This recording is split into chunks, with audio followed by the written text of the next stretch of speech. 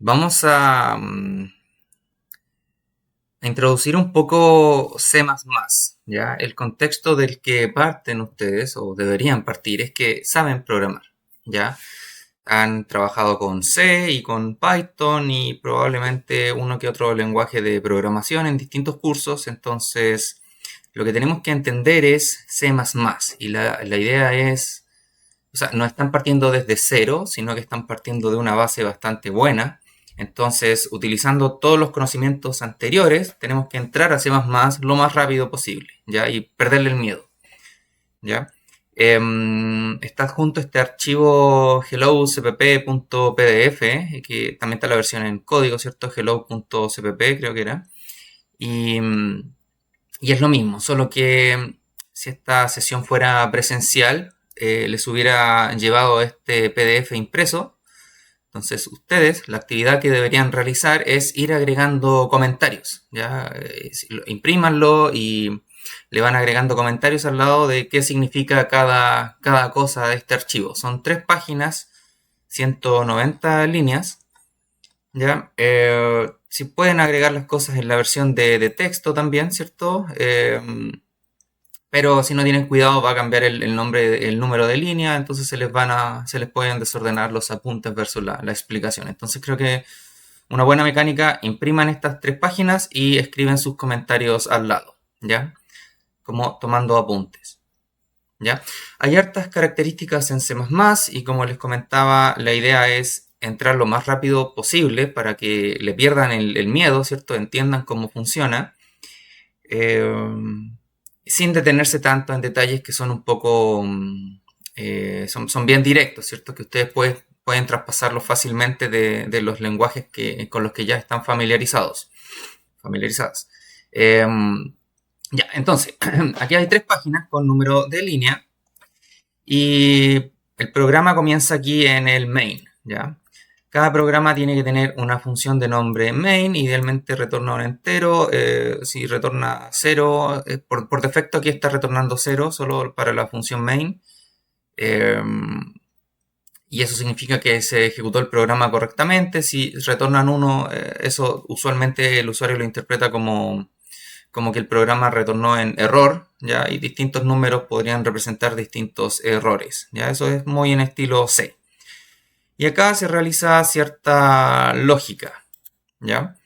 Em, ¿Cómo podemos empezar esto? Mira, acá se están definiendo dos objetos del tipo punto, ¿ya? Que está en el namespace, o sea, espacio de nombre, llamado earth, ¿ya? Earth, objeto pointf, ¿ya? Y que recibe estos argumentos para su construcción. Entonces genero la variable p1, la variable p2 de manera muy similar, solo que aquí estoy usando paréntesis redondos, ¿ya? Em, para imprimir estos puntos en pantalla se utiliza esta expresión. Le digo a la salida estándar, cout de estándar, que imprima este string p1 igual y que luego imprima p1, ese objeto, ¿ya? Lo mismo con p2. Después aquí estoy construyendo un objeto más complicado del tipo arrow, ¿ya? Que se llama arrow12, que recibe p1 y p2, recibe dos objetos. Y acá de nuevo estoy imprimiendo eso, ¿cierto? Y estoy ejecutando sobre arrow12, estoy ejecutando un método, o en C++ se les llama usualmente función miembro, y el resultado de esa función miembro la estoy imprimiendo por acá. Eh, Aquí estoy preguntando, en la salida estándar estoy pidiendo cuántos puntos necesitas para discretizar desde P1 hasta P2, o sea, el arrow, la flecha de P1 a P2. Entonces acá le pido a la entrada estándar que ingrese un número de puntos, el usuario, y que lo almacene en esta variable, number of points. Y esa variable es de tipo unsigned int. Eso significa entero sin signo, ¿cierto? Desde 0 hasta el número máximo de enteros representable, ¿ya? Entonces guardo eso en una variable y acá ejecuta una función, que de nuevo pertenece esa función a un espacio de nombres, earth. eh, Ejecuta la función linspace, que recibe P1 y P2, que eran los puntos, ¿cierto? Point F, que estaban definidos arriba, y una cantidad de puntos que es lo que ingresó el usuario. Entonces, bueno, imprimo aquí puntos originales y aquí ejecuto un for que dice para cada punto, para cada punto en interpolated points, ¿ya? Lo imprime, lo envía a la salida y le va agregando una coma y un espacio, ¿ya? Y acá hay dos fors más. Hay un for each, que esta es la versión de iteradores, entonces yo le digo un begin y un end, ¿ya? Interpolated points, ya vamos a ver el tipo de dato que es. Si se fijan, aquí estoy utilizando auto. Auto, se me fue mencionarlo, significa, le estoy diciendo al compilador, completa tú aquí el tipo. Entonces la función linspace tiene que tener definido un tipo de retorno, y ese tipo de retorno va a ser el que va a reemplazar al auto de acá, ¿ya? En este caso es un tipo de elemento llamado std-vector, ¿ya? std-vector.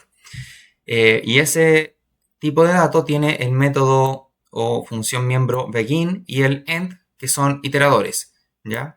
Más adelante vamos a hablar un poquito más de iteradores, pero por ahora imagínense que es una especie de puntero, ¿ya? A un elemento en específico. Entonces parte del primer elemento y va a terminar en el último. De hecho, el iterador al end es el elemento después del último, ¿ya? O sea, un elemento inválido. Y para cada uno de estos elementos ejecuta esta función que está acá. Esto que está aquí es lo que se llama una lambda, ¿ya? Una función en línea dentro del código, sin tener que salir del scope a definir una función nueva. Simplemente aquí se define y se utiliza una función. Entonces, a esa función lambda, lo que está dentro de corchetes es lo que se llama captura, y esto lo que significa es captura esta variable y déjala disponible para el interior de esta función lambda. Entonces capturo el valor de scale, ya scale está aquí, tiene valor 10, y lo estoy capturando en esta función lambda, en esta definición, para que esté disponible aquí adentro. Después, en paréntesis redondo, tengo un objeto de nuevo del tipo pointf, del namespace earth, perdón, llamado point, y lo que hago acá es multiplicar ese punto por el factor de escala, ¿cierto? Scale, ¿ya? Entonces lo multiplica y lo guarda en point. Aquí está pasando algo.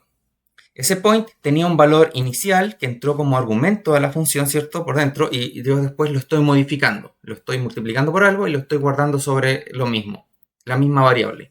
Entonces, esta función lambda está interesada en modificar el argumento. Para modificar el argumento, en C tendrían que utilizar punteros, ¿cierto? Y modificar la memoria que está almacenada en esa dirección. En C++ tenemos el elemento referencia. Entonces, esta es una referencia a ese objeto. Por lo tanto, una referencia es un alias, ¿ya? Un sobrenombre. A lo que sea que me pasaron ahí, en esa dirección de memoria yo le estoy poniendo un nombre que se llama point. Entonces yo modifico eso y se modifica lo que está en ese lugar, ¿ya? Entonces, si acá yo no pusiera ese ampersand, ¿cierto? Ese simbolito, lo que pasaría es que point se pasa por copia. Entonces, al multiplicar por scale, claro, se modifica point, que sería una copia, y por lo tanto, cuando salgo del scope de esa lambda, no pasó nada. El point sigue siendo el punto original, ¿ya? No pasó nada, no ocurrió la modificación que yo quería. Entonces aquí es súper importante estar claro que ese ampersand significa por referencia, entrega el valor por referencia, por lo tanto vas a poder modificarlo. Y acá hay otro ampersand scale, que significa lo mismo, ¿ya? Pasa scale como referencia. Entonces, esta función podría eventualmente modificar scale a otro valor. En este caso no lo estoy haciendo, pero si yo no pongo ampersand, lo que va a pasar es que se va a pasar ese valor numérico como copia. Voy a tener un scale que está fuera del scope del lambda y un scale que vive dentro de la lambda, ¿ya? En este caso es un número flotante, no sería un problema, ¿cierto? Un solo valor, un registro no importa tanto, pero si fuera un objeto pesado, por ejemplo un megabyte, o incluso algunos pocos kilos, en realidad no se justifica pasarlo como copia si es que en realidad no lo voy a modificar, ¿ya? Em, ya, entonces esa es otra sintaxis de for, ¿ya? Un for each, ¿ya? Entonces acá automáticamente extrae en el for de la línea 175, extrae cada punto de este objeto vector y puedo llegar y utilizarlo. En cambio en este necesito los iteradores, ¿ya? Y de nuevo, más adelante vamos a ver los iteradores. Acá imprimo un salto de línea. Sí, aquí habían otros saltos de línea, endline. Y luego aquí una nueva sintaxis de for, esta es más parecida a la de C, pero también está hecho con iteradores.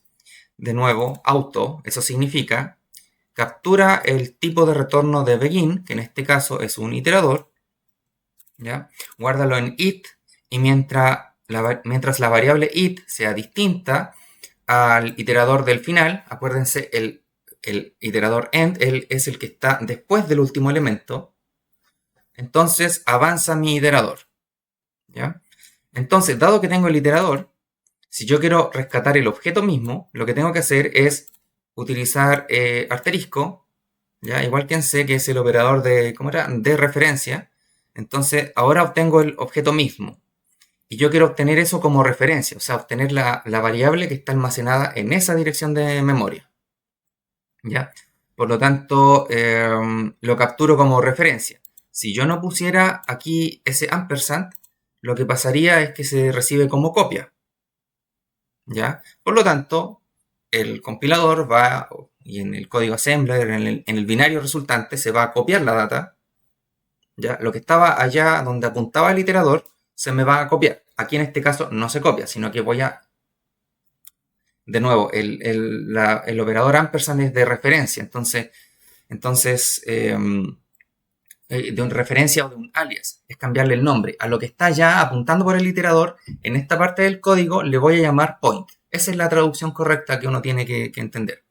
Auto significa, de nuevo, cualquiera sea el tipo que tenía esto, ¿ya? Y const, ese no lo hemos visto en estas pocas líneas, const significa que yo no voy a modificar eso, ¿ya? Le estoy llamando point a lo que está allá, siendo apuntado por el iterador, pero no estoy copiando la memoria, ¿cierto? Por eso es ampersand, es referencia, pero const le estoy diciendo al compilador que yo no tengo permiso para reemplazar eso. Entonces yo no puedo decir que point ahora sea igual a 3.5, 4.8, el valor que sea, ¿ya?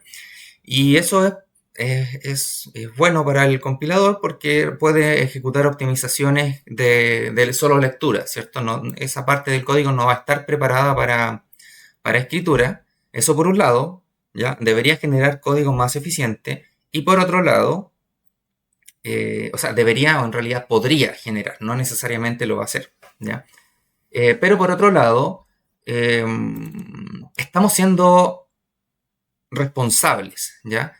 Estamos pidiendo permiso de lectura solamente y no de escritura. Entonces, si más adelante en el código, por casualidad, quisiéramos modificar point, después de haberlo definido como const, nos va a acusar error, ¿ya?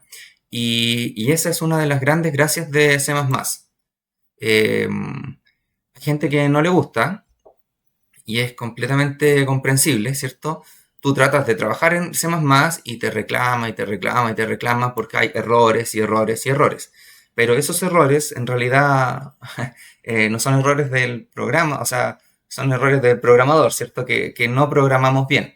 Entonces, por ejemplo, un error sería, estoy intentando modificar point cuando le dije que era constante. Entonces el compilador es buena onda, me está avisando, me dice, te estás equivocando, me dijiste una cosa y ahora me estás tratando de hacer otra, ¿te fijas? Entonces, eso es gran parte de la lógica de C++, ¿ya? Que el compilador va a fallar en tiempo de compilación, antes de ejecutar el código. Por lo tanto, muchos errores vas a poder encontrarlos antes de ejecución y eso es fantástico, ¿ya? Eso no pasa, por ejemplo, en Python, donde si tu código no pasa por el if, el cuarto if anidado, y es súper difícil hacer un test que pase por el cuarto if anidado o por una condición lógica súper específica. Si el código de ahí no se ejecuta, en realidad uno nunca está seguro si de verdad funciona, si hace lo que tenía que hacer, ¿ya? Pero acá C++, con este tipo de mecanismos, te va a acusar.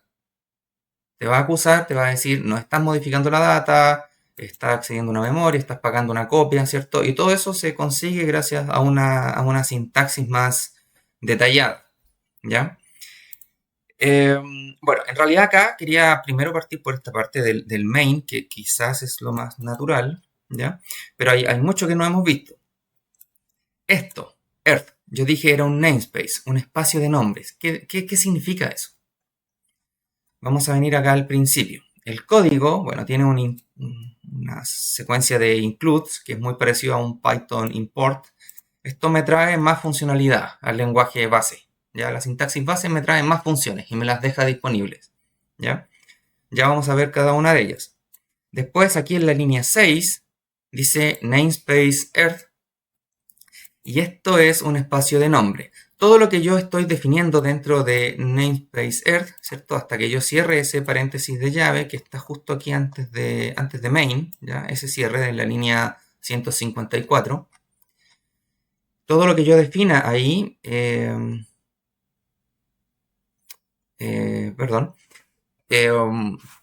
la gracia es que vive en ese espacio de nombre. Y yo puedo tener otro espacio de nombre, por ejemplo, Mars o Júpiter o cualquier planeta o cualquier palabra en realidad. Y puedo tener otra clase point t, ¿ya? Otro tipo de datos, otras funciones como la linspace que les había mencionado. ¿Dónde quedó definida?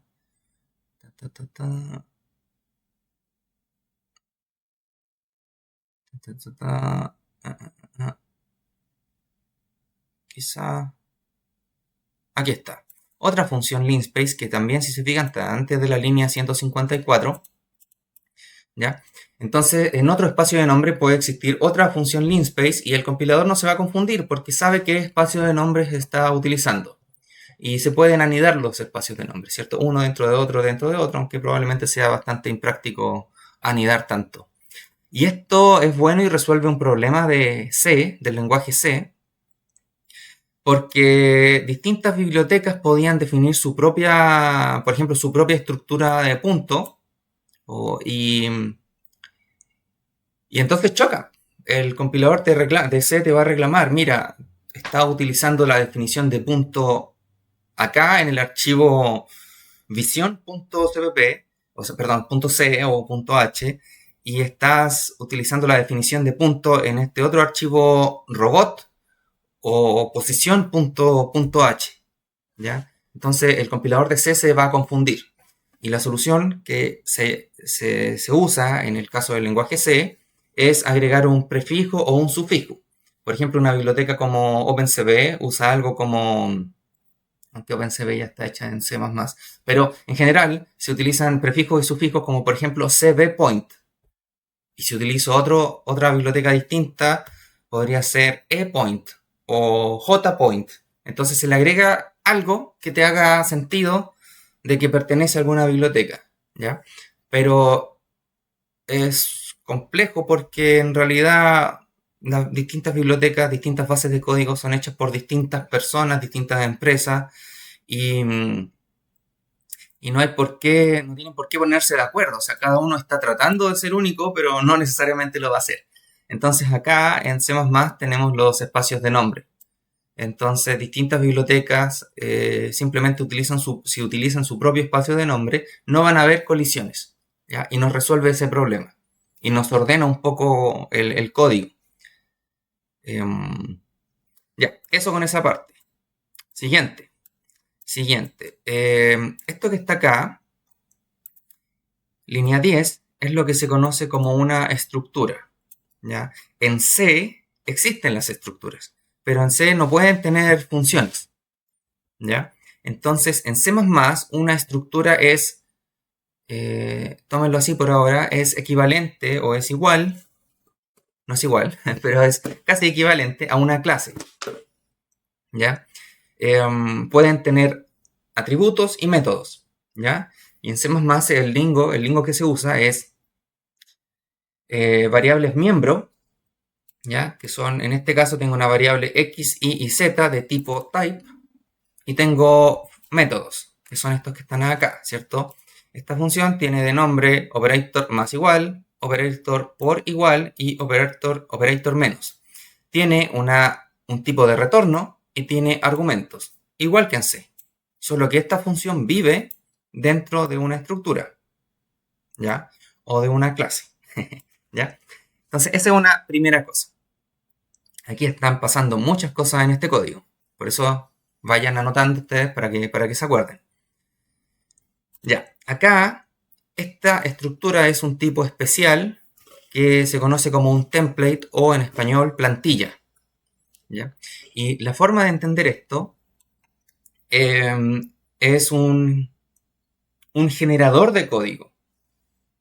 ¿Ya? En C, ustedes escriben el código y ese código va a ser directamente, se va a traducir directamente a código de máquina. ¿Ya? En C++, estas plantillas me van a permitir generar código que posteriormente se va a convertir en código de máquina. Entonces acá yo estoy diciendo que el tipo type, name, type, ¿ya? Va a ser un tipo plantilla. Entonces ese type va a ser reemplazado por la plantilla que esté, o sea, por el tipo que esté usando. Entonces aquí en la línea 36 estoy diciendo que voy a definir un nuevo tipo llamado pointf, que va a estar definido como pointT, o sea, este pointT, y flotante. ¿Ya? Entonces, este código que está acá, de la línea 10 a la 34, todo ese código se me va a generar para el tipo flotante. Y podría definir, qué sé yo, por ejemplo, using pointI, que sea igual a pointT de int. Entonces se me va a generar un struct que va a funcionar con type igual a int. Entonces generé código de máquina para dos tipos distintos, para flotantes y para enteros. ¿Ya? Y para cualquier tipo en realidad, siempre y cuando las operaciones que yo realice dentro de este código estén definidas para type. Si intento hacerlo para string y para string, por ejemplo, no está definida la multiplicación, el compilador te va a decir no puedo generar ese código. ¿Ya? Ese código es inválido. Entonces ahí te va a reclamar nuevamente el compilador. ¿Ya? Eso. Eso es un template. Y acá lo que está aquí es una función template. Esto no es función miembro, es una función vacía, ¿cierto? O sea, una función libre. No pertenece a la función. Y lo mismo con la linspace que vimos que estaba más abajito acá. Esta también es una función libre, no pertenece a ninguna estructura, ¿cierto? Que recibe argumentos, tiene tipo de retorno, etc. Y eso. Ah, ya, perdón. Esta función, linspace, si se fijan, no es template. No es template. No tiene arriba la instrucción template, typename, algo, sino que simplemente está definida única y exclusivamente para los pointf. Si yo quiero hacer un linspace de los pointI que les comentaba, habría que revisar este código y ver si va a cumplir. ¿Ya? Pero aquí hay una división, así que la división de enteros probablemente no va a ser lo que uno quiere. En este caso, ¿cierto? Linspace es conseguir puntitos entre dos. Tengo inicio y final y que me consiga puntitos en esa línea, ¿ya? En ese segmento. Por eso esta función no está definida como template. ¿Ya? Eso respecto de los templates. Entonces, tengo el template, tengo un tipo de dato, o sea, una variable miembro definida en base a ese tipo. Adicionalmente, yo podría agregar acá tipo entero, tipo string, adicional al type. Podría de hecho tener dos type name, type 1, type 2, type 3 o ABC, como quieran llamarle, distintos tipos de datos. ¿Ya? Aquí hay varias combinaciones que se pueden lograr. Ahora, si yo quiero, por ejemplo, acá, ¿qué está pasando? Esta función, miembro, de nombre operator más igual está retornando un objeto del tipo point t. Aquí este se llama el símbolo menor que, mayor que, o que en inglés sería el angle bracket, ¿cierto? El paréntesis angular retorna un point t del tipo con el que yo construí el punto. Entonces, si construí un entero, va a retornar un point t de enteros. Si es de flotante, va a retornar un point t de flotantes. ¿Ya? De doubles, va a retornar de doubles. ¿Ya? Y va a retornar una referencia. ¿Ya? Entonces, ¿qué hace? Esta función de nombre operator más igual recibe un argumento que es un punto. El punto se llama RHS. Recibe en realidad, esto ya lo vimos, ¿cierto? Una referencia constante. Entonces, aquí entra como argumento esta función miembro un point t, que yo no lo voy a copiar porque es una referencia, y esta función, operator más igual, no tiene permisos de escritura, entonces no me la puede modificar, solo la puede leer. ¿Ya? Ese cons es bien importante. Quizás debería ser el comportamiento por defecto, ¿ya? Pero al menos, bueno, C++ no está hecho así. Entonces, recibe un punto y se lo intento, este operator más igual, lo que hace es sumarle el punto RHS al punto actual. ¿Ya? Entonces toma el miembro X y le suma RHSX, ¿cierto? El miembro Y, RHSY, etc. Y entonces, aquí, ¿qué hizo? En esta instrucción me modificó X, Y y Z en base a los valores que leyó de RHS. Y acá retorno este objeto, this, es como el self de Python, ¿ya? This es un puntero, entonces yo lo retorno con el operador de referencia, entonces yo obtengo el valor, ¿cierto? El sector de memoria donde está este mismo objeto, y aquí lo estoy retornando como referencia, ¿ya? Entonces puedo llamar a esta función, se suma, y el resultado de esto podría utilizarlo para otra cosa, si es que yo lo quisiera. El operador aquí, el operator por igual, hace lo mismo pero con por, y también tiene la misma lógica, ¿ya? Y por supuesto ustedes pueden definir todos los operadores. ¿Y cuál es la gracia de esto? Operator más igual es lo que se llama en C++ como operator overloading, o sobrecarga de operadores. Esto significa que al objeto del tipo point t, ¿cierto? Con un template especificado, yo puedo poner después simplemente más igual algo. No es necesario escribir, se puede, pero no es necesario escribir todo eso, simplemente pongo más igual o por igual o cualquier otro que esté definido, y el compilador va a entender que se refiere a esta función, ¿ya? Que se refiere a ejecutar esta función. Entonces la sintaxis queda mucho más bonita, más limpia. Eso es lo que estaba pasando, creo que... o todavía no lo vemos, creo. No, todavía no lo vemos, pero ya vamos a llegar ahí, ¿ya? Eso se llama sobrecarga de operadores, ¿ya? Entonces uno puede definir acá, definir el menos, el división, ¿cierto? Hay varios y están todos en la documentación, y no, o sea, más allá de eso, no le tengan miedo, ¿ya? Es como una herramienta que te permite después escribir código más bonito. Esta función que está en la línea 30 es levemente distinta, ¿ya? Acá recibe lo mismo, ¿cierto? No lo mismo. De hecho, perdón, la función miembro de la línea 22, ¿cierto? Operator por igual, está definida para un número flotante.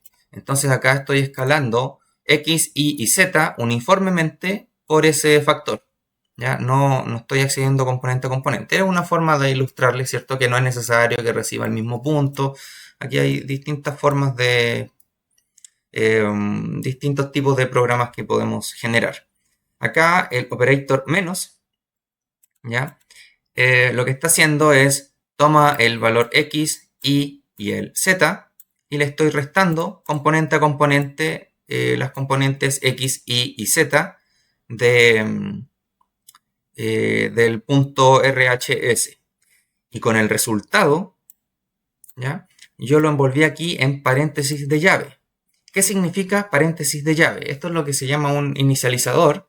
Entonces acá lo que hace es inicializar el tipo de retorno. El tipo de retorno es pointType, ¿ya?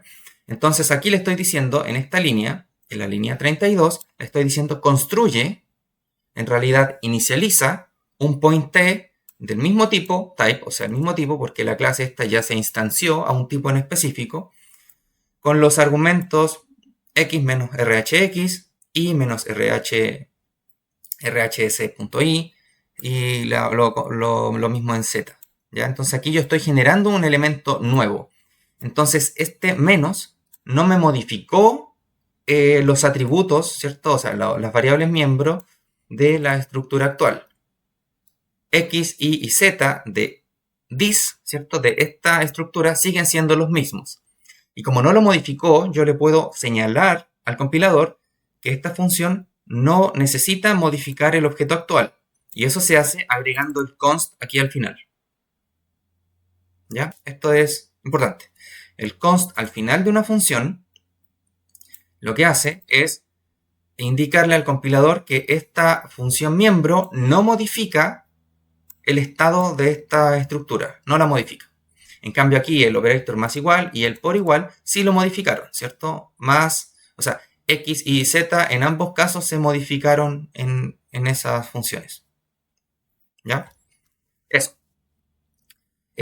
Tanto clases como estructuras se definen aquí de igual forma, pero aquí hay que siempre usar punto y coma y siempre típico que se les va a olvidar y hay que agregar punto y coma, nada terrible. ¿Ya? Eso.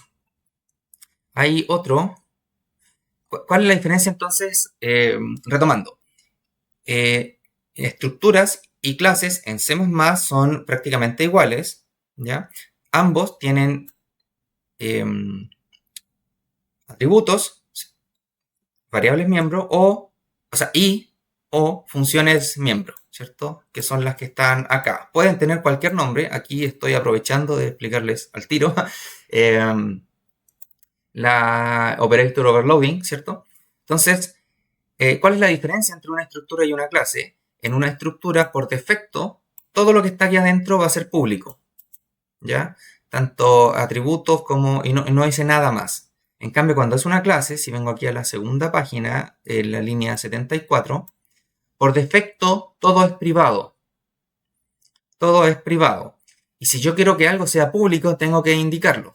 Entonces tengo que poner aquí en línea 76 public. ¿Ya? Entonces yo quiero acá que haya, ese es el constructor, otro constructor, y hay funciones miembros, ¿cierto? Igual que antes. Entonces aquí está la función miembro source y target de la clase arrow, ¿ya? En ambos casos no estoy, ¿cómo se llama? No estoy modificando nada de esta clase, por lo tanto puedo agregar aquí const, ¿ya? Y bueno, en este caso es bastante sencillo, retorno msource, msource aquí está definido aquí al final, msource, m de member variable, ¿ya? O variable miembro, y aquí, si es que es lo suficientemente simple, a veces en algunas bases de código van a ver que lo usan en la misma línea, ¿cierto? Línea 92 y aquí retorna esa variable, la mTarget. Pero no hay ningún problema si lo ponen en una línea aparte, ¿ya? Eso. Entonces, todo esto que está aquí en la sección public es público y lo que tengo en la sección private es privado, obviamente. ¿Ya? Ya, y esta es una convención. Se suele usar lo que es público al principio y lo que es privado al final. Si ustedes ponen las variables miembro al principio y las ponen privadas, no hay ningún problema. El compilador va a funcionar y el código va a funcionar y todo bien, ¿ya? Pero esta suele ser la convención. Lo público al principio y lo privado al final, ¿ya? En Java, o al menos cuando yo aprendí a programar, en Java se usaba al revés, ¿ya? Pero no hay problema. Y también, bueno, a diferencia de Java, se usa public una vez, no es necesario escribir public a cada elemento de acá, ya es menos verboso en ese sentido. ¿Ya? Esta clase arrow tiene dos miembros privados, ¿cierto? mSource y mTarget, del tipo pointf. En este caso, si se fijan, no es template, es una clase sin plantilla y que está usando simplemente el tipo pointf. Me olvidé del point, solamente estoy usando el tipo especializado que definimos acá en la línea 36. ¿Ya? Ya, acá hay una función miembro invertir, que me invierte el arrow, ¿cierto? El arrow parte aquí por defecto, tiene el constructor que recibe el source y luego el target, ¿ya? Y guarda el source en source y target lo guarda aquí en target. Aquí este paréntesis es llamar al constructor de el objeto que está acá, ¿ya? Que es mSource, y mSource es de tipo pointf. Entonces acá lo que estoy haciendo es llamar al constructor de pointf, ¿ya? En realidad este es el que se llama constructor por copia, y ya lo vamos a ver un poquito más en detalle más adelante. Por ahora entiendan que se copia ese punto al nuevo, ¿ya? Es como si poner un igual, pero poner igual es otra cosa, ¿ya? Entonces, al menos a tiempo de construcción, esto es lo que se hace. Para definir un constructor, defino, tiene que llamarse, aquí no hay tipo de retorno, ¿ya? Tiene que estar la misma palabra que el nombre de la clase o estructura, puede ser un struct y también puede tener constructor, ¿ya? Entre paréntesis van a estar los argumentos de construcción. Cuando no hay argumentos, esto es lo que se llama el constructor por defecto, ¿ya? Y esto me permite generar una línea de código que sea arrow a punto y coma. ¿Ya? Arrow a punto y coma o arrow punto y coma va a ejecutar este código que va a almacenar puros ceros en source y en target. En cambio, en este otro código se va a almacenar source y target que yo especifique. Ya, esa es la diferencia. Y aquí hay algo, otra diferencia con point t. Point t no tenía constructor. Entonces, ¿qué pasa si yo quiero construir point t? ¿Cómo lo hago? Yo lo hice así, ¿se acuerdan? Con paréntesis de llave. Y por esto se llama el initializer. Bla, bla, bla. Aquí estoy inicializando esto, lo que pasa es que va en orden simplemente. Ya, primer argumento se guarda en el primer argumento, segundo en el segundo, perdón, no el segundo argumento, sino que en la segunda variable, y tercero en la tercera, ya en el mismo orden de definición. Pero esto solo va a funcionar siempre y cuando esta estructura o clase no tenga definido un constructor. Si no hay nada definido, esto funciona. Si yo defino un constructor que reciba un entero, una manzana, cualquier cosa, esto va a fallar y te va a decir que el constructor de componente a componente no está definido. Entonces, si necesitan un constructor en específico, el compilador no va a generar este constructor por defecto y van a tener que generarlo, programarlo ustedes, ¿ya? Entonces acá, en este código, lo estoy programando yo, ¿ya? Y la forma de hacer un constructor es, de nuevo, el mismo nombre de la clase, paréntesis, entre paréntesis redondos, los argumentos, después dos puntos, y viene esta parte que es la parte de inicialización. ¿Ya? Entonces aquí inicializo source y target, y aquí por eso estoy usando este paréntesis de llave. Entonces, componente a componente empieza a almacenar 0 en X, 0 en Y, 0 en Z. Y lo mismo para target. Acá, muy parecido, componente a componente, pero de puntos, y en el orden en el que yo especifico acá. Primero source, se almacena esta variable, después target, se almacena la otra variable. ¿Ya? Y después el cuerpo de esto, que es ese paréntesis de llave. Dentro del paréntesis de llave yo podría haber puesto msource igual source o msource.x igual source-.x. Eso también es válido, también funciona. Pero esta es la forma elegante, digamos. ¿Ya? Y esto de nuevo se ejecuta en tiempo de construcción. Cuando estoy construyendo esta clase, Tiempo de construcción es cuando se reserva memoria. Se reservó memoria y estoy completando el contenido de esa memoria. Ahí está ejecutándose esto. ¿Ya? Eso va a tener bastante relevancia en desarrollo de videojuegos. ¿Ya? Ya, entonces, vimos esa, vimos esta.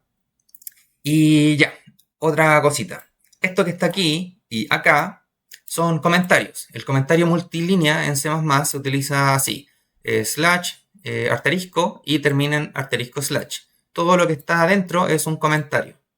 En particular, en este caso, este comentario está utilizando un formato especial de documentación que se llama, bueno, o sea, hay varios tipos de documentación, pero esta en particular es Doxygen, ¿ya? Y ustedes pueden, o sea, revísenlo, es buena práctica que documenten sus cosas.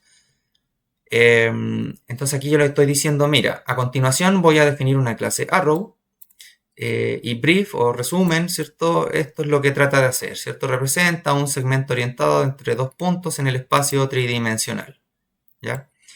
Entonces aquí la invitación está hecha a revisar esa página y entender más cómo, cuál es la forma, digamos, oficial de documentar.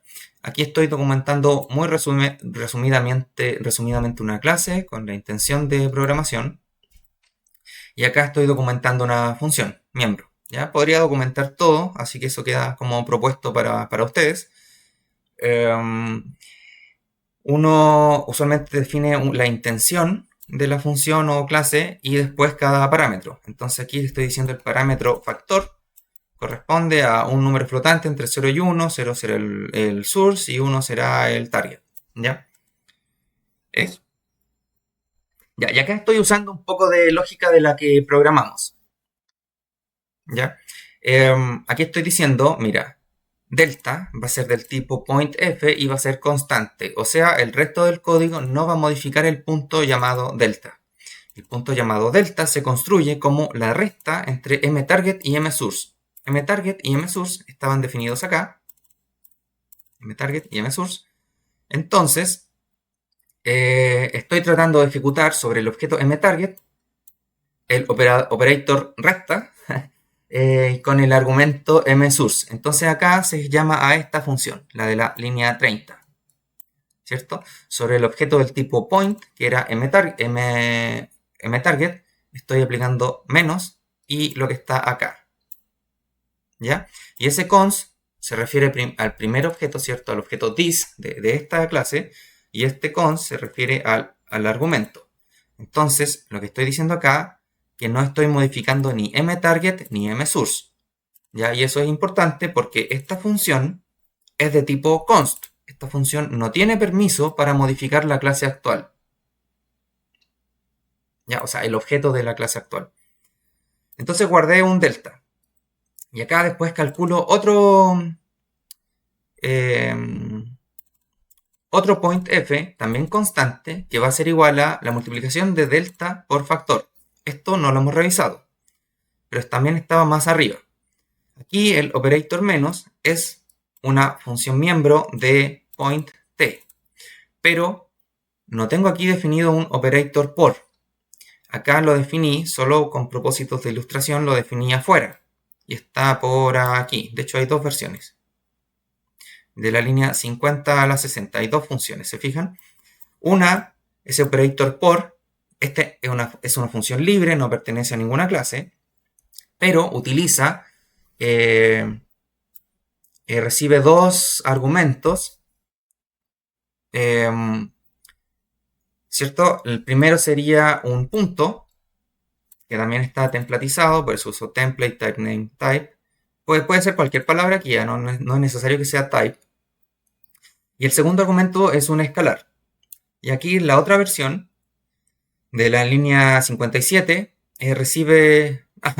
de hecho no tengo el de dos puntos, pero tengo acá el que recibe escalar al lado izquierdo y el point o vectorial al lado derecho, ¿cierto? LHS y RHS, digamos, son nombres de bolsillo, que significa left hand side y right hand side, ¿cierto? El lado izquierdo y el lado derecho. Entonces, si es que tengo el escalar a cualquiera de los dos lados, se me va a ejecutar este código, ¿cierto? que lo que hace es multiplicar el escalar a cada una de las componentes, y aquí con el paréntesis de llave, construyo, ¿cierto? O inicializo el punto nuevo que estoy retornando, ¿ya? Y eso es todo. Entonces ese código lo estoy usando aquí me salté, acá, delta por factor, ¿cierto? Un punto por un escalar, porque el factor es escalar. Y tengo ese local interpolate. Y ese simplemente lo sumo al msource. Entonces aquí tengo el operator suma, que definí de nuevo arriba. Está en la línea 45. Aquí está la definición, ¿cierto? Punto más punto. Y a diferencia del operator menos, está definido por fuera. Entonces acá lo que estoy haciendo es mostrarle las dos posibilidades. El operator overloading pueden hacerlo dentro de la estructura o fuera, como funciones libres. ¿Ya? Las dos cosas son válidas. En distintas bases de código van a encontrar distintas convenciones, así que no se asusten si ven una o la otra, da igual. Nada del otro mundo. ¿Ya? Y eso, entonces aquí se ejecuta la suma y el retorno, ¿cierto? Lo retorno. Es un objeto nuevo, es distinta, es memoria distinta. Y aquí se pasa, lo paso hacia afuera del scope. Así que esto puede ser const, ¿ya? Esta función de interpolación no depende o sea, no modifica arrow, el arrow actual. Aquí hay nuevamente una función de modificación. Y este arrow lo que hace es, o sea, este operator más igual lo que hace es offsetear, ¿cierto? Trasladar la flecha, porque recibe un punto y lo suma, modifica el source y el target. Entonces, si tenía la flecha aquí, el arrow, lo muevo, lo traslado una cantidad, ¿ya? Y modifica el arrow actual y se retorna a sí mismo. ¿Ya? Esto que se retorne a sí mismo permite hacer más igual algo en la misma línea, entonces se va ejecutando de derecha a izquierda, ¿ya? O según los paréntesis que vayan utilizando. ¿Ya? Pero eso con la clase arrow. ¿Ya? Y esto yo creo que habilita gran parte del código que revisamos al principio. Lo que está faltando es esta parte de impresión, ¿cierto? Cómo imprimir. Imprimir una clase pointf o arrow, que son estructuras o clases que yo definí en mi código. C++ por defecto no tiene por qué saber, ¿cierto?, cómo imprimir eso. El compilador por defecto sabe imprimir los tipos de datos primitivos, ¿cierto? Un char, un entero, un flotante, pero nada más. Si quiero algo, un string, si es que uso el tipo de dato string, pero todavía en este ejemplo no lo estamos utilizando. Si es que quiero imprimir algo distinto, tengo que yo implementar este operador. Ya el angle bracket o el menor que, ya, imprimirlo. Y el lado izquierdo, si se fijan, es este objeto que es de tipo std_cout, ya, stud_cout, que es la salida estándar. Esa es una variable, digamos, global, que tiene la biblioteca estándar de C++. Eso está definido en el import que estaba al principio, IOStream, ya ahí está, input, output, stream, o sea, stream de entrada y de salida. Entonces, si yo quiero imprimir, tengo que definir esto. La función libre que está definida aquí en la línea 38, 39. ¿Ya? Entonces, lo que está al lado izquierdo es del tipo std_ostream, output stream. ¿Ya? Y es de tipo referencia porque la voy a modificar. Lo que hace al imprimir C++ es voy enviando al stream de salida información. Entonces aquí envío al stream de salida un punto nuevo y está templatizado. Se fijan aquí muy top, hice esta función, entonces después lo entretenido es que esto va a funcionar con un point de entero, un point de flotante, un point de doubles o un point de manzana, si es que eso tuviera algún sentido. Y listo. ¿Ya? Entonces, ¿cómo hago esto? Entonces, aquí tomo el OS. Bueno, aquí hay una forma de hacerlo. Y aquí estoy usando otra función de la biblioteca estándar de C++. Esto solo compila en C++ 20 o superior, std_format. ¿Ya? std_format lo que hace es retornar un string con este formato. y va a tomar el primer paréntesis de llave y lo va a reemplazar por el primer valor que le esté dando. El segundo por el segundo, el tercero por el tercero. ¿Ya? Y uno aquí puede darle ciertos parámetros como punto 3f, que significa creo que 3 decimales de punto flotante. Entonces hay una forma de personalizar esto que la pueden encontrar en la documentación. Pero lo importante acá es que genero con std format, que de nuevo eso no es por defecto, solo pasa porque estoy incluyendo format. Y esto, de nuevo, solo funciona en C++20. Entonces, este std format va a retornar un string. Ya, un string con, que va a decir abre paréntesis, punto 1, punto x, y, z, ¿cierto? Con los valores numéricos. Y ese string lo voy a enviar al canal de salida. ¿Ya? Y ese canal de salida lo retorno como una referencia. Y esto permite que después de que imprimí, o sea, envié algo al canal de salida, puedo enviar en la misma línea otra cosa. Y eso es súper común porque uno lo hace así. Entonces tengo el canal de salida, envío un string, después envío P1. Esta operación, ¿cierto? La acabamos de definir. Entonces, el resultado de esta operación me retorna de nuevo un output stream y opera este. Output stream con P1 me retorna otro output stream, entonces output stream con el std.2.2.endline vuelve a retornar un... De hecho, probablemente no, el endline probablemente cierra. Dice ya, en esta línea no puedes seguir ingresando cosas al stream de salida. ¿Ya? Y acá en la 162 lo mismo. Y el arrow hay que definirlo de la misma forma. Entonces el arrow debería estar por aquí está, en la 121. ¿Ya? Entonces recibe el output stream, tiene que ser referencia y no const porque lo voy a modificar porque le estoy insertando cosas a ese stream de salida. Le paso el arrow nuevo y ese arrow puedo recibirlo como referencia, no es necesaria una copia y no lo voy a modificar y lo imprime de esta forma. En este caso, fíjense que no estoy utilizando std format, entonces esta es la otra forma más nativa, se utiliza en un compilador anterior al de C++20 y en general este es el caso genérico, el std format van a llegar casos en el que simplemente no lo pueden usar. Entonces acá llamo de nuevo al operador menor que para un string, después para para punto, ¿cierto? Arrow.source retorna un point f, estaba aquí arribita, ¿cierto? Esto retorna un point f y se ejecuta esa función. Después llamo al operador menor que sobre un string y después sobre otro point y después sobre otro string. Esta es una función libre, así que no tiene sentido ponerle const al final porque no tiene, te va a fallar, de hecho, si hacen eso les va a fallar. Pero lo importante es que cada vez que creen un objeto, una clase, es súper útil para poder imprimir la información, tener estos operadores disponibles. ¿Ya? Y esta es la sintaxis. Un poco fea, estoy de acuerdo, pero tiene mucho sentido. ¿Ya? Y así se hace y listo. Si uno lo acepta, lo asume y lo usa, va a funcionar sin problemas. Y de esa forma podemos imprimir puntos y podemos imprimir flechas, como la de acá, ¿cierto?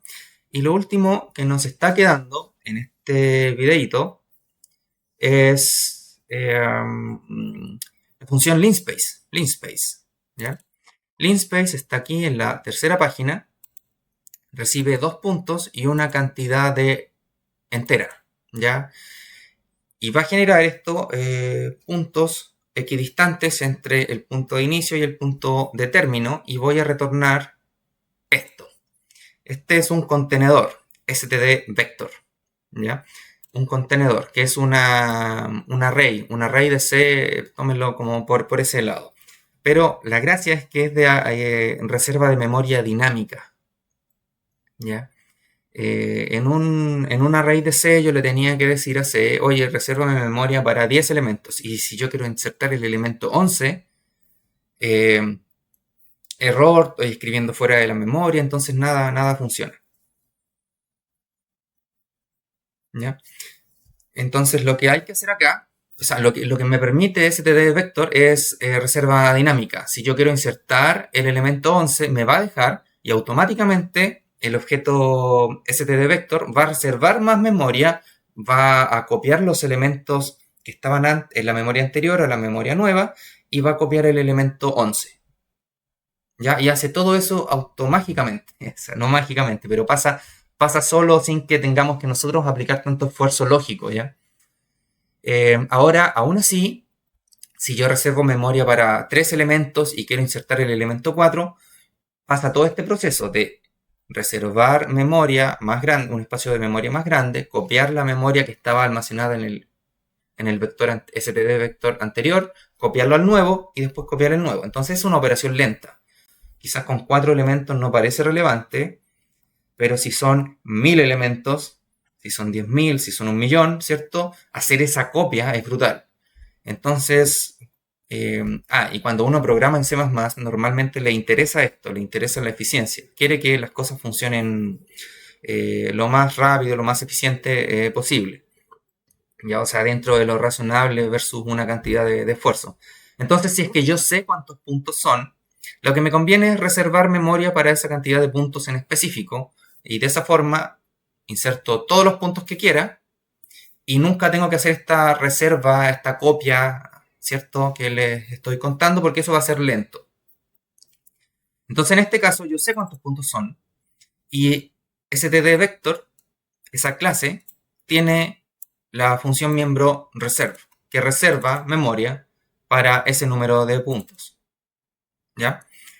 Entonces acá hago un for, y este es el for con exactamente la misma sintaxis de C. ¿Ya? Este es el for retrocompatible. Entonces tiene un tipo de dato. Este sizeT es un int, es un número entero, pero es un tipo especial porque es el que se usa para cantidad de elementos. Tiene ese sentido. No es solo un número, sino que es algo que representa un índice o un tamaño. ¿Ya? Todos los contenedores de la biblioteca estándar tienen el tamaño de tipo sizeT. ¿Ya? Entonces es un tipo de dato, un número entero lo suficientemente grande. No va a ser un tipo de dato entero de, por ejemplo, un char así de 8 o 7 bits, ¿cierto? Probablemente va a ser el de 64. ¿Ya? Va a ser un número tan grande como el máximo representable, ¿ya? Eso es el sentido. ¿Ya? Es buena práctica si ponen int y también funciona, ¿ya? No se asusten. Pero el tipo de dato oficial con significado es sizeT. Entonces, si ustedes leen sizeT en algún lugar, inmediatamente deberían interpretar que ese número no es solo un número entero, ¿ya? Sino que también se refiere a un tamaño o a un índice, ¿ya? Y esa es como otra mecánica de juego que tiene C++, que es de darle un sentido a las cosas, ¿ya? Entonces es más fácil la abstracción mental, la carga cognitiva del lenguaje se simplifica un poco, porque las variables deberían tener un buen nombre, ¿ya? Un buen nombre y un buen tipo de dato. Entonces, pueden haber distintos tipos de entero, pero cada tipo de entero tiene un significado, ¿ya? Eso. Entonces parte de cero, menora la cantidad de puntos y más, ¿cierto? Va iterando y va aumentando el número. Entonces acá lo que hice fue calcular un factor, ya que es la división, ¿cierto? Desde este número entero dividido por el total de puntos. Aquí hay un ajuste con -1 para que el último punto sea el que está ahí, ya el RHS, por eso está ese ajuste. Y la forma de hacer un cast en C++, la forma elegante, es poner aquí static cast. Si yo pongo solo el i dividido number of points, estoy dividiendo un entero por un entero más grande, por lo tanto se trunca 0. Y el resultado es un entero igual a 0. Y al decir acá igual double factor igual a un entero igual a 0, voy a guardar el 0 en double. ¿Ya? Entonces tengo que hacer un cast. El cast de C, que es entre paréntesis double y después el número entero, también funciona. Pero eso es la forma de programación de C, que es distinta. Eso significa, lo que sea que está en esa memoria, interprétalo como como un entero, ¿ya? O como un double. En este static cast es la forma elegante de C++ que le estoy diciendo, toma el número de ahí y transfórmalo en double, ¿ya? Entonces aquí había un número, no sé, 5, y lo transforma en double, o sea, me queda 5.0, y un double dividido por un entero, ese resultado sí me da double, y entonces lo almaceno acá en factor. Y ahora, en esta otra línea, points.pushback, o sea, llamo a la función miembro de points, o sea, algo de tipo stdvector, ¿cierto? Esta es una función miembro de la clase stdvector. Le añado algo, un elemento. Point solo tiene elementos de tipo pointf, así que lo que yo le inserte acá, pushback, significa agrégale al final, si la voy llamando repetidamente, al final, al final, al final, entonces empieza a crecer la memoria que se está utilizando. Y aquí agrego arrow.interpolate, ¿cierto? Esto me generaba, si se acuerdan, arrow.interpolate, está aquí, genera un pointf. Entonces eso es lo que se está insertando. Perdón.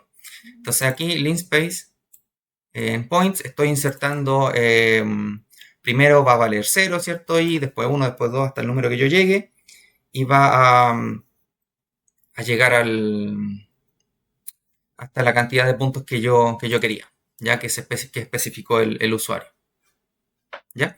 Y cuando eso esté listo, retorno eso. Retorno esta memoria que yo reservé al interior de la función y la paso fuera del scope. ¿Ya? Entonces la puedo utilizar en su retorno. Y eso es lo que está pasando acá, en la línea 172. Y esta función, como les comenté al principio, retorna un stdvector.pointf. Entonces este auto que está acá es de tipo stdvector.pointf. ¿Ya? Y eso es todo lo que está en este código, que es bastante, es bastante. Entonces, siguiente paso, queremos compilar esto. ¿Ya? Compilar esto y ver qué tal resulta. La forma más fácil o directa de empezar a compilar con C++ sería utilizando un compilador online.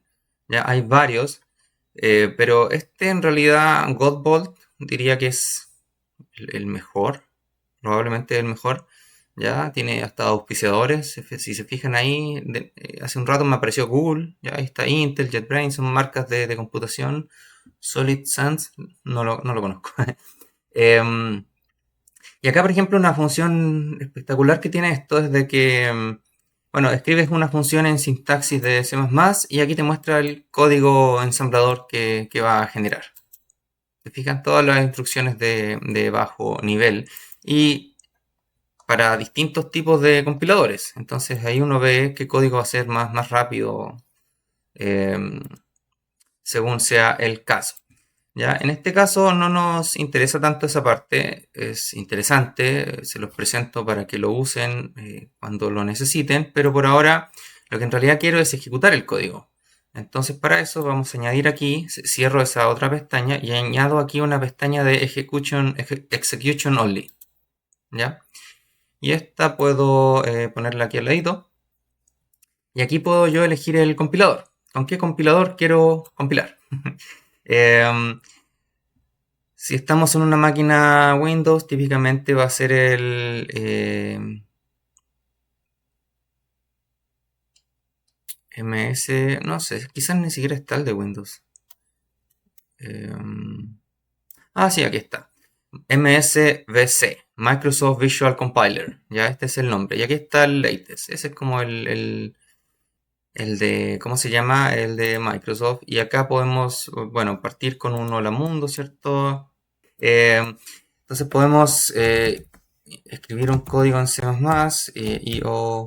¿ya? Entonces la gracia de esto es que no tuve que instalar nada en mi computador y puedo llegar y utilizarlo. Y aquí quiero compilar esto.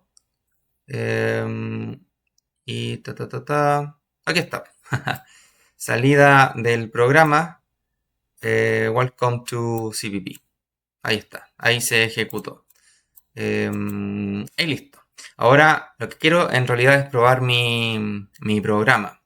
¿Ya? Entonces bueno, estuve presentando el PDF, pero copiamos aquí del archivo de texto, seleccionar todo, copiar y pegar por aquí. Y esto, acuérdense que uso el stud format, que es solo de C++20. Así que acá, claro, trata de compilarlo y me da un error. Ya, de hecho hay unos errores de sintaxis. Entonces probemos con C++20. ¿Cómo hago eso? Hay un flag, hay que agregar un flag al compilador. Creo que es este. ¿Ya? Entonces copiemos este y lo agrego aquí como flag al compilador. Empieza a actualizarse esto. Ahí está. ¿Ya? Entonces, tomó el código y aquí retorna esta salida. Entonces veamos en el main por aquí. Punto 1, punto 2, ¿cierto? Funcionaron ahí. Un arrow de P2 a P1 porque es el invertido, ¿cierto? El arrow original era de 1 a 2 y después era de 2 a 1, que es lo que imprimió acá. Y después tiene aquí una...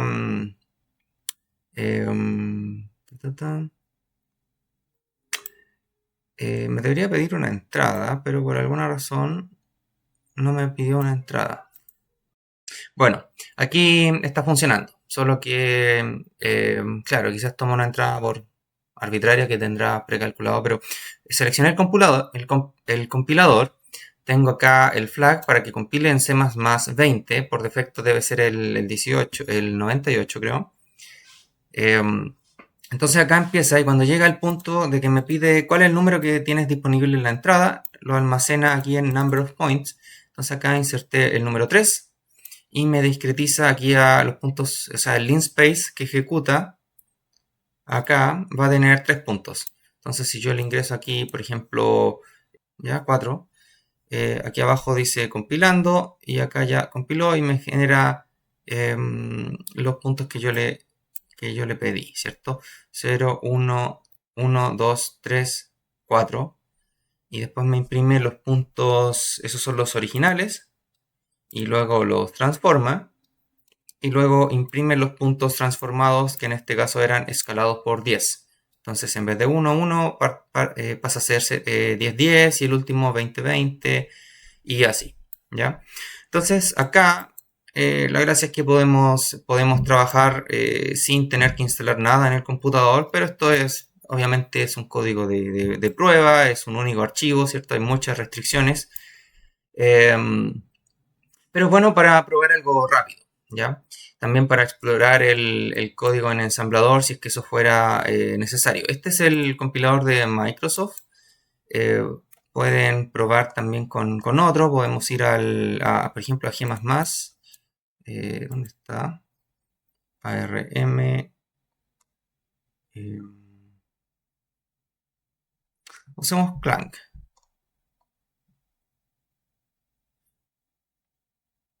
Ya, aquí está. Clang 20. Sospecho que este va a estar... Ahí está, perfecto.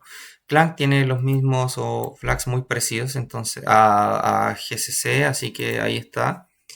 Y aquí está, funciona. Entonces acá no imprimió puntos, nada, porque no hay entrada estándar. Entonces acá puedo guardar, por ejemplo, 2. Se compila y se ejecuta. Y aquí me imprime los puntos originales y luego los puntos transformados. ¿Ya? Listo, fantástico. Ahí podemos probar código, algunas pruebas rápidas que queramos hacer. Y esto tiene un montón de funcionalidades, ¿ya? Ahora, queremos un ambiente de desarrollo y para partir podemos, partamos en Windows, ¿cierto? Vengo aquí y tengo que descargar el Visual Studio, ¿ya? Visual Studio, vengo, lo descargo y ahí viene la plataforma de el instalador. Y acá la última versión de momento a la fecha es la Visual Studio Community 2022, ya que este es Visual Studio 17. Entonces acá le presionan, yo ya lo tengo instalado, así que no me aparece, pero pueden ponerle aquí instalar. Y lo importante es que vengan aquí a modificar, o quizás les da la opción antes de esto, pero tienen que tener instalado este Desktop Development with C Ya, eso tiene aquí un tick. Tiene que tener el tick. Porque eso va a incluir, aquí dice, el Microsoft Visual Compiler, Clang, CMake y MSBuild.net. Parece que está siempre por defecto, la verdad yo no lo uso. Más adelante es posible que necesiten el Game Development with CPP, ¿ya? Y esto instala, cada uno de estos instala un montón de paquetes que están acá, todos, está el detalle de todo lo que va a instalar.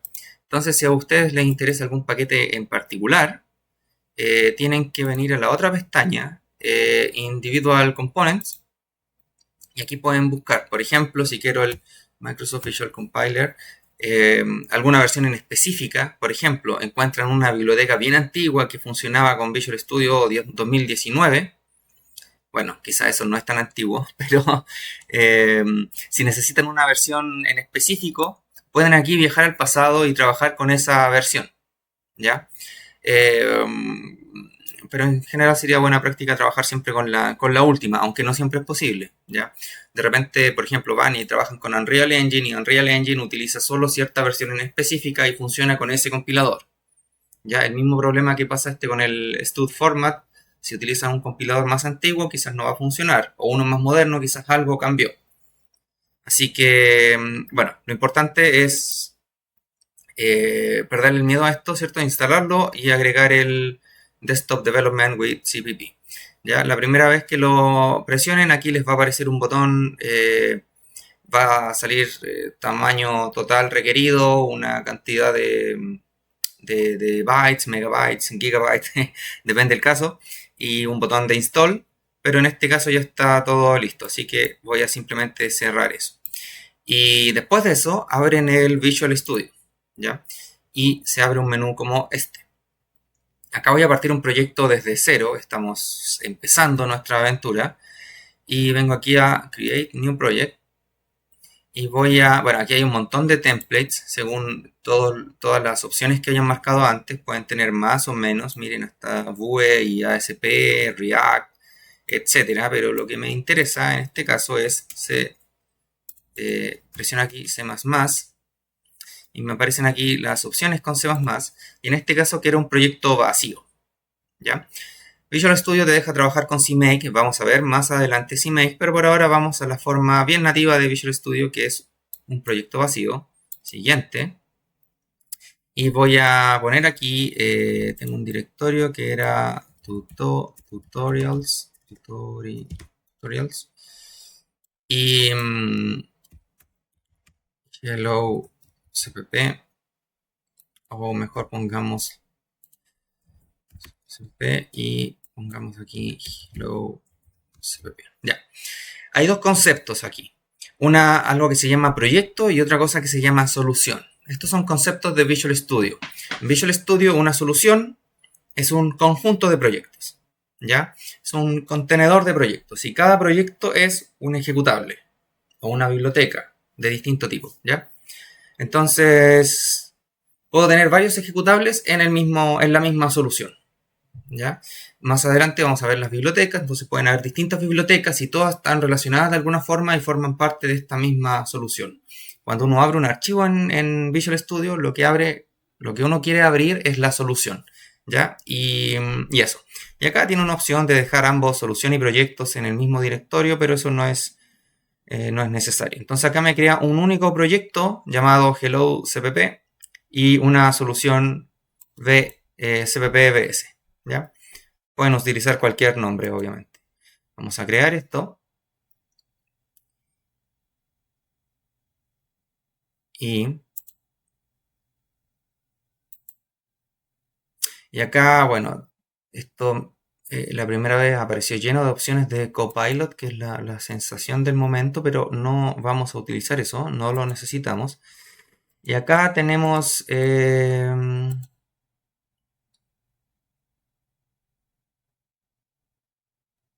nuestro proyecto.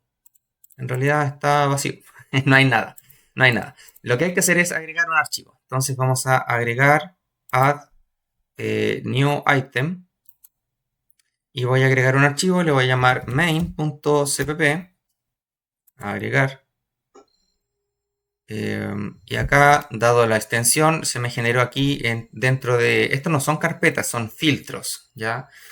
Esto es bien específico de Visual Studio, ¿ya? Y aquí tenemos nuestro main. Y acá podemos poner el código que queramos, ¿ya? Entonces voy a venir y voy a rápidamente, como ya hicimos la prueba con el Hello World, voy a llegar y pegarlo acá. Y la expectativa es que, bueno, va a fallar porque no está probablemente configurado para C++ 20. Pero tengo aquí un código, control S para guardar. Se elimina el asterisco que está acá. Cuando hay asterisco es que no se ha guardado el archivo. Y presiono, bueno, puedo venir aquí, build, y puedo buildear, compilar el proyecto Hello CPP que está aquí. O la solución completa, build solution, control shift B, que si tengo más proyectos se compilarían todos, ¿ya? También puedo hacer aquí clic derecho y build, y ahí se compila el proyecto actual, este código. Y aquí tengo un montón de errores porque, como les comentaba, no está configurado para C++ 20. Hay que añadir el flag. ¿Cómo lo hago? Vengo aquí a las opciones de properties del proyecto y acá, aquí está, miren. En general, dice aquí C++, Language Standard, y está utilizando por defecto C++ 14. ¿Qué tengo que hacer? Elegir C++ 20. ¿Ok? Aplicar, ok. Y ahora vamos a compilar de nuevo. Y ahora ahí me dice build 1 succeeded, ¿cierto? 0 fallaron. Esta es la cantidad de proyectos. Un proyecto fue exitoso en su compilación y el resto 0. ¿Ya? Pero yo quiero ejecutar este código. Entonces para eso aquí presiono play. Aquí arribita. Play. Y aquí me abre esta terminal, me imprime y ahora llega el momento de las entradas del usuario. Le digo quiero con 5 puntos, con 10 puntos, ¿ya? Enter. Y aquí me imprime el linspace, ¿cierto? Entre los dos puntos. Entonces aquí imprime los puntos originales, que eran 10, y después me imprime los puntos transformados, que son otros 10. ¿Ya? Y ahí me dice que el programa terminando con código 0, significa la convención es sin errores, ¿cierto? Y que presione cualquier tecla para cerrar este programa. Y eso es todo. Ahora, bueno, y aquí pueden trabajar y vamos a aprender más de esto en el curso, pero puedo venir aquí a la carpeta, ¿cierto? Donde guardé el proyecto, cppbs, y aquí tengo la solución. Puedo cerrar esto, y si quiero volver al Visual Studio, lo que tengo que hacer es simplemente abrir la solución. Y aquí se abre todo. Esto tarda un poco. Visual Studio es un programa un tanto pesado, así que algunos van a optar por trabajar con Visual Studio Code. Pero la gracia de Visual Studio es que está todo configurado, ya es llegar y usar. En cambio, Visual Studio Code hay que empezar a configurar, que el compilador, que un montón de cosas. Así que es bastante más laboriosa la primera parte, al menos. ¿Ya? Ya. Y acá hay una carpeta, Hello CPP, que es el proyecto. Y dentro de esto existe este archivo. Creo que es este. VCXproc, que puedo verlo con el Notepad++, y hay un montón de código HTML, perdón, XML aquí dentro, que es la especificación del proyecto. Aquí hay un montón de cosas que necesita Visual Studio para entender el código. Por acá seguramente dice que contiene un archivo main.cpp, o quizás no. No lo sé. Al parecer no. A ver, busquemos. Main.cpp. Ahí está. Ya.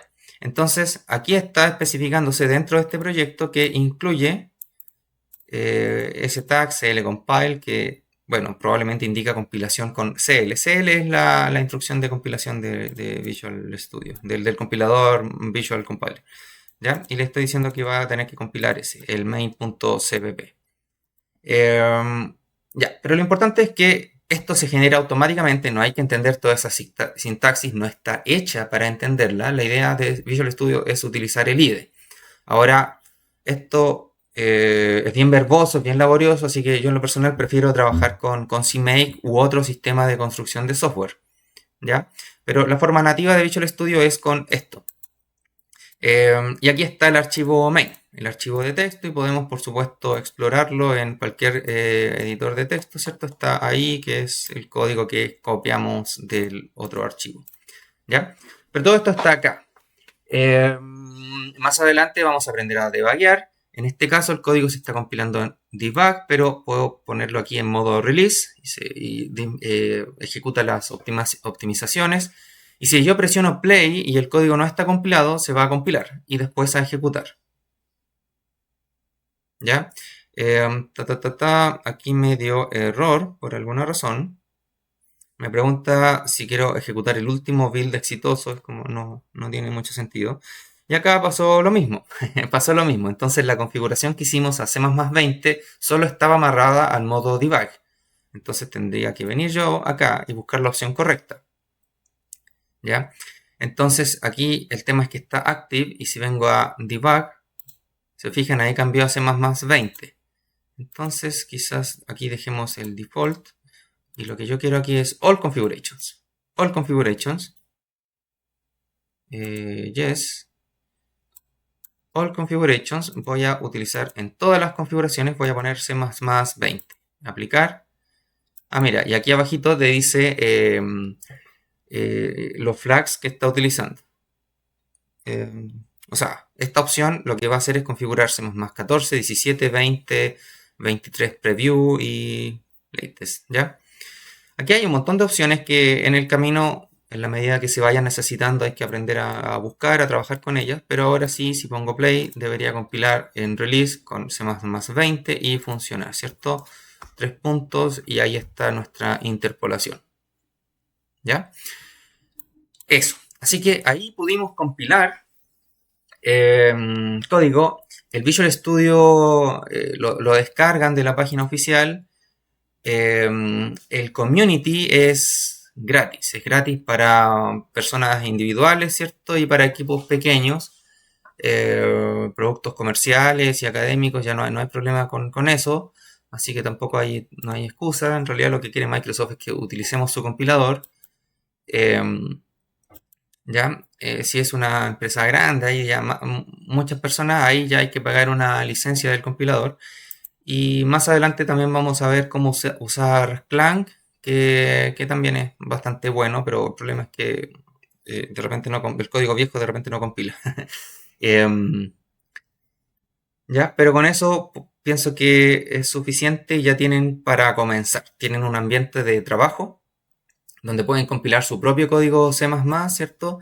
Y en base al ejemplo que revisamos, aprendimos bastantes cosas. Aprendimos a definir estructuras y clases, sobrecarga de operadores, aprendimos templates, espacios de nombre, a imprimir en pantalla, ¿cierto? A leer del usuario, a utilizar de una manera básica el contenedor vector. Este algoritmo, no lo mencioné, se me fue, pero ahí está almacenado el for each, ese for each. Hay otros algoritmos que también vamos a revisar un poquito más adelante. Y toda la documentación de esto, en general, lo recomendable, lo que yo recomiendo es cppreference.com, creo que era. Esta página. Esta página es la Biblia. Ya aquí está todo. Entonces, si queremos, por ejemplo, entender vector, std vector,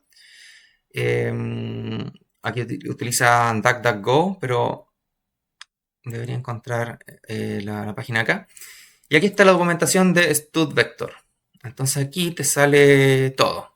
Cuáles son las variables que tiene definida esa clase, ¿ya? Que pueden ser un tanto extrañas, pero la intuición es la misma, es el ejemplo básico que utilizamos hoy. Aquí está, por ejemplo, acceso a elementos. El elemento podemos utilizar corchetes, la interfaz de iteradores, el tamaño, si quiero insertar, etcétera. Entonces esto lo vamos a revisar en más detalle en otra sesión, pero por ahora, si necesitan averiguar algo de C++, esta página también está c++.com, esa también es bastante buena, ¿ya? Se complementan. Así que por ahora cierro esta sesión, ¿ya? Un aplauso si llegaron hasta este punto y aprendieron, ¿ya? La idea era esa. Hasta luego.